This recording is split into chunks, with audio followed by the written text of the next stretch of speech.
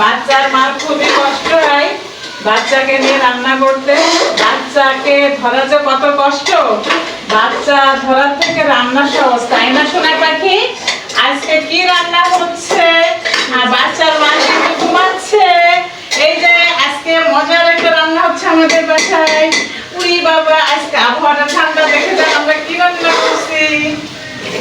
খিচুড়ি রান্না হচ্ছে আজকে, যেহেতু আমাদের যশোরে প্রচুর বৃষ্টি হচ্ছে, ঝড় হচ্ছে, আর এই ঠান্ডা ওয়েদারে খিচুড়ি না রান্না করলে কিন্তু জমবেই না।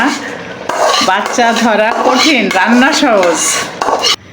এখন এই যে পানি দিয়ে দিল আমাদের রাঁধুনিরা, মুরগির মাংস দিয়ে খিচুড়ি রান্না করছে, আর এদিকে তো চারিদিকে ফ্লেভার ছড়াই যাচ্ছে।